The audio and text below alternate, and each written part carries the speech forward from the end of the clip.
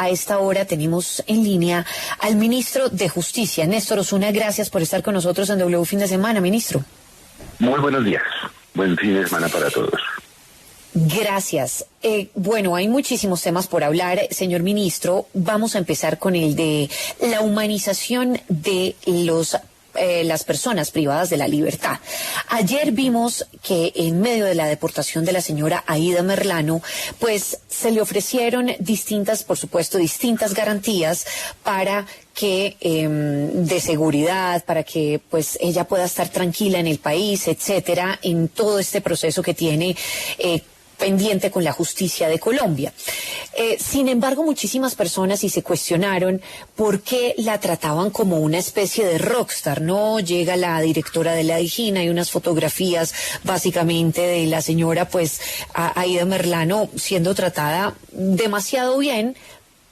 Y esto yo no sé si choca mucho con la gente, y la gente dice, hombre, pues no, que no se nos olvide, hoy a propósito de nuestro numeral, no se me olvida, que no se nos olvide cómo salió Aida Merlano del país. Esto, el tema del tratamiento y la humanización de personas privadas de la libertad, ¿es para que las traten como llegó Aida Merlano o cómo va a ser eso, señor ministro? Mire, le explico una cosa. Cuando la señora Merlano llega, en primer término es una persona deportada. Solo cuando las autoridades migratorias la entregan ya a las autoridades penitenciarias pasa a estar de nuevo capturada. Entonces, el momento en el que ella llega al aeropuerto y cuando hacen su ingreso formal al país, ella está en calidad de deportada, no está en poder, digamos, de las autoridades penitenciarias, sino de las autoridades migratorias. En todo caso, sí es cierto que el Estado colombiano trata a las personas con respeto de su dignidad, con respeto de su humanidad. Si a eso alguien le parece tratarlo como rockstar, pues ya son apreciaciones personales, pero el tratamiento penitenciario no incluye el maltrato, la humillación, nada de eso. Entonces, es evidente que a la señora Merlano se le respetaron ayer y se le seguirán respetando su derecho a la vida, su integridad personal, su dignidad. Ella está ya en un centro penitenciario, pero si esperaban pues que la recibieran con maltrato, pues eso no es el Estado colombiano, eso serán otros estados, pero no el Estado colombiano. Ministro, no nos referimos a maltrato, pero sí llama la atención que no llegó con esposas y queremos que usted nos explique por qué no estaba esposada, claro, por qué tenía un vestuario de una persona que no está condenada y por qué llega también, no en un avión de la Policía Nacional, sino en jet privado de PDVSA, la estatal petrolera venezolana. Esas son las dudas que tiene la ciudadanía en esta Esas dudas hay que presentárselas al gobierno de Venezuela. El gobierno de Venezuela decide deportarla en un avión del gobierno venezolano. Yo no conozco las características de ese avión. La forma como la señora venga vestida realmente me parece irrelevante. El asunto importante y serio es que gracias a una gestión diplomática, esta persona está cumpliendo la pena, está en una cárcel del sistema carcelario colombiano, está a disposición de las autoridades colombianas. Eso es lo importante. Lo otro realmente me parecen detalles faranduleros que no merecen ningún comentario de mi parte. Bien, señor ministro, eso en cuanto al tema de la humanización de las personas privadas de la libertad, que incluso esperamos que eso se vaya a tener en cuenta con respecto también al hacinamiento que se está viviendo desde hace muchísimos años. Hay personas privadas de la libertad incluso que pues no tienen ni siquiera espacio para dormir. Vemos la cárcel de Riohacha, distintas cárceles que no tienen la posibilidad de vivir dignamente. Pero, ministro, pasemos a hablar de la ley de sometimiento. ¿Cómo estamos en este momento? Denos una actualización de la ley de sometimiento hasta ahora. Mire, el jueves por la noche el Consejo de Política Criminal despidió un concepto favorable al borrador, al proyecto que se le presentó, con varias observaciones. Hemos incorporado la mayor parte de esas observaciones que venían por parte de Planeación Nacional, de la Fiscalía General de la Nación, de algunos parlamentarios. Ese Consejo de Política Criminal está compuesto por 18 miembros de distintas instituciones donde están todos los poderes del Estado, los órganos de control, Después de largas deliberaciones, el concepto fue favorable con algunas observaciones, casi todas, en particular las 9 que formuló la Fiscalía General de la Nación, las incorporamos al proyecto, que ya entonces queda listo para radicarlo próximamente en el Congreso de la República. Con esas observaciones incorporadas, el proyecto conserva la esencia y es la oferta a estas estructuras armadas de alto impacto para que se entreguen, desmantelen esas estructuras criminales, devuelvan los bienes, entreguen la información sobre sus actividades criminales, confiesen sus delitos, reparen a las víctimas y a cambio de eso el Estado les hace esa propuesta que a mi modo de ver es bastante generosa, que es la de asignarles la pena que según la ley ordinaria les corresponde y sustituírsela por una pena entre 6 y 8 años de cárcel en establecimientos penitenciarios ordinarios, más 4 años de libertad vigilada con actividades de reparación a las víctimas y de restauración del tejido social. Se mantiene la idea de que si estas personas entregan los bienes producto de sus actividades ilícitas, pueden conservar el 6% de su valor, pero se incorpora un tope a la cifra que podrían conservar, eso por una observación de la Fiscalía General de la Nación. Se amplían los términos judiciales, los términos de la investigación, se incorpora un capítulo de reparación a las víctimas del que no tenía el proyecto original. Entonces, digamos que a mi modo de ver las cosas, esa actuación del Consejo de Política Criminal enriqueció tremendamente el proyecto, nos dio luces sobre temas importantes que el proyecto inicial no contenía, y entonces queda mucho más robusto, queda mucho mejor armado para presentarlo ya al Congreso de la República.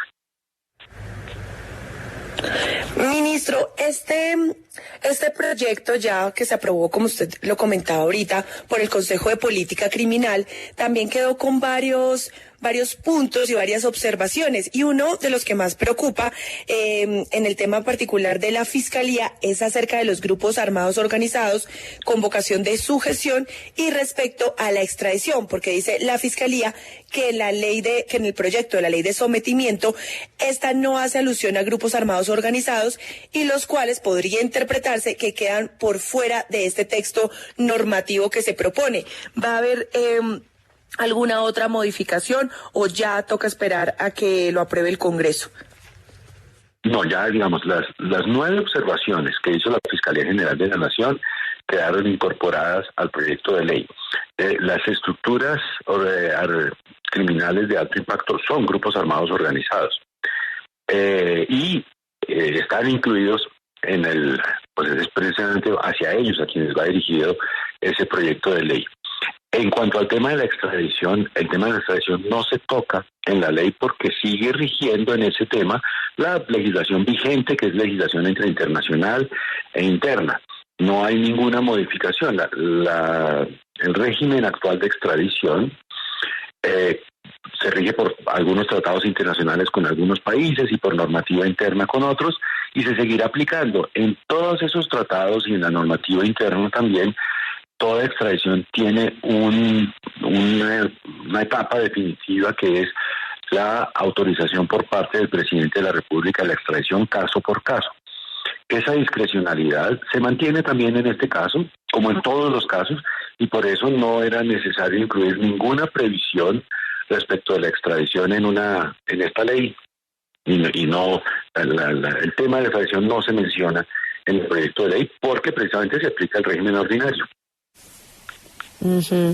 Pero pareciera que todavía las diferencias del señor fiscal general de la Nación, Francisco Barbosa, pues siguieran vigentes, ¿no? Ante esta ley de sometimiento, ¿ustedes han tenido la oportunidad de conversar en las últimas horas sobre esto?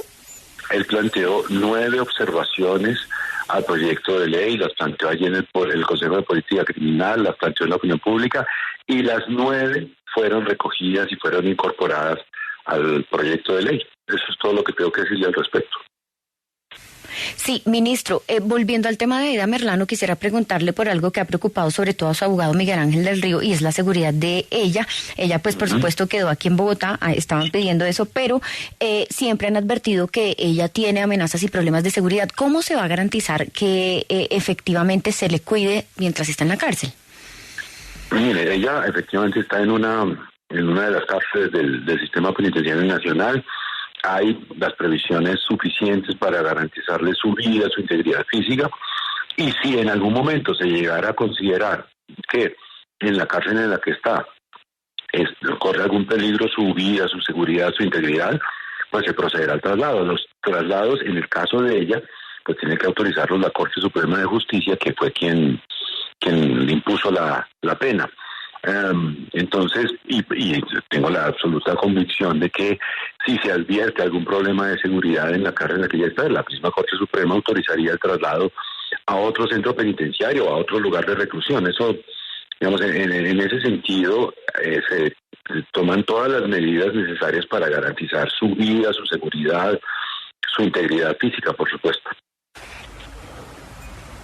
Ministro, usted mencionaba ayer en un video que se publicó en Twitter, desde donde usted se encontraba en el Tolima, para pronunciarse por este tema que yo creo que a todos nos cogió como una noticia de último minuto. Y usted hablaba mucho de las relaciones con Venezuela, que ahí quedaba en evidencia todo este lazo diplomático con Venezuela. ¿Cómo está ese panorama ahí en este momento? Y si usted cree que fue por eso que se logró la deportación de Merlano. Pero por supuesto, mire, esas son las ventajas de tener relaciones diplomáticas fluidas. Las relaciones diplomáticas se mantienen con países que son amigos y a veces son mucho más amigos y a veces un poco menos amigos, pero es importante mantener esas relaciones diplomáticas. Haber roto esas relaciones no le trajo beneficio a nadie.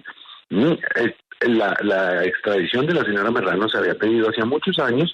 El gobierno de Duque la había tramitado ante el gobierno de Juan Guaidó, una cosa sobre que no quisiera hacer comentarios porque que se sobran, y más que el trámite de extradición, una diligencia diplomática, una actividad como es la diplomacia, discreta pero efectiva, pues resuelve un problema que teníamos aplazado desde hace varios años. Lo mismo ha ocurrido con actividades de comercio fronterizo, con actividades de transporte, es decir, mantener unas relaciones diplomáticas fluidas siempre es benéfico para los países, no necesariamente porque estén de acuerdo en todo, sino porque tienen canales civilizados para conversar y arreglar sus desacuerdos. En ese sentido, las relaciones diplomáticas son fundamentales y ciertamente un fruto de esas relaciones diplomáticas es de la entrega, la deportación de la señora Merlano.